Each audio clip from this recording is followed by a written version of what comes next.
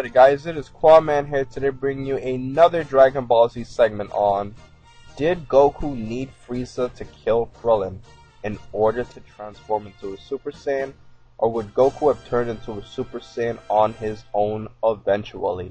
And this is a video request from Hayat Babe 1, who wanted me to make a video basically talking about whether or not Goku really needed Krillin's death, or would Goku would have turned into a Super Saiyan on his own.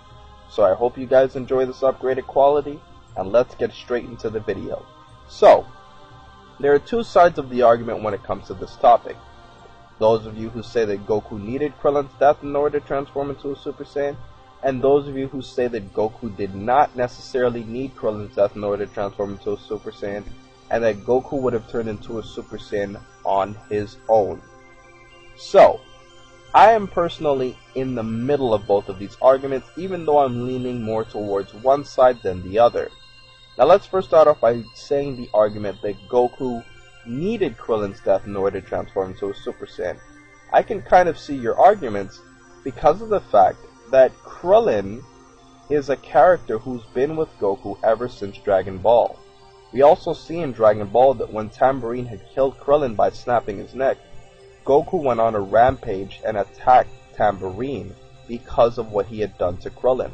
So we can see from Dragon Ball that Krillin is a dear character to Goku, and that he is his best friend, and that he's a very, very, very important person in Goku's life.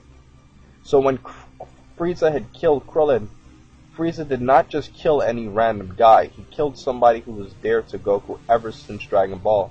And the guilt that Goku had on himself for not being able to protect Krillin from Frieza was just enough to push him over the edge, and I can see how this argument works out when saying that Goku needed Krillin in order to transform. But I personally think that Krillin gave Goku something else.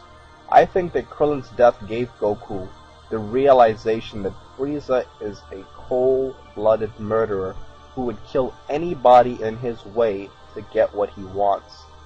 On top of that, Goku had solidified all thoughts against Frieza. He'd realized that there's no way that I can possibly allow this guy to continue living, because this guy would wipe out even more planets, he would be a tyrant, and this is kind of contradicted later on where Goku doesn't necessarily kill Frieza and he kind of spares him twice. But we see that Goku had lost his temper once Frieza had killed Krillin, once all inside of him that was holding him back was unleashed. Now we see in Dragon Ball Z that Goku was destined to become a Super Saiyan based off of what King Kai had said, when he had said that Goku, stay away from Frieza at all costs because you don't stand a chance. And we knew that Goku needed some outside source of power if he was ever going to defeat Frieza. Knowing this, we all knew he was going to transform into a Super Saiyan, we just didn't know when.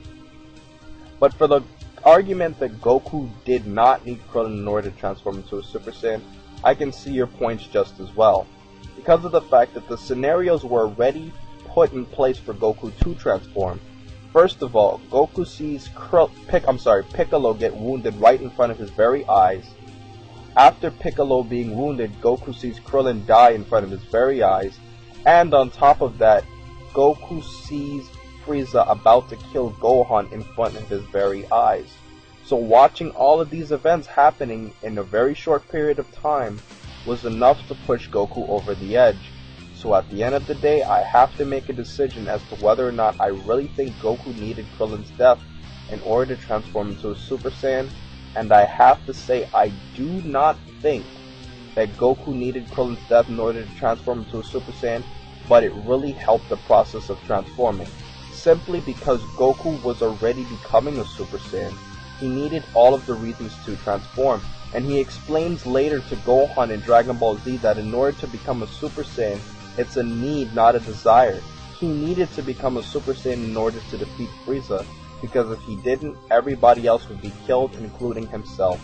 So basically guys, I have to say that Goku would have eventually turned into a Super Saiyan on his own, in my opinion, if another major event had taken place, such as the death of Gohan, or the continued death of Piccolo. So guys, that's been my video for today. I hope you guys enjoy my upgraded quality. Please remember to rate, comment, and subscribe, and remember, as I always say in every single video, to have a great day, guys.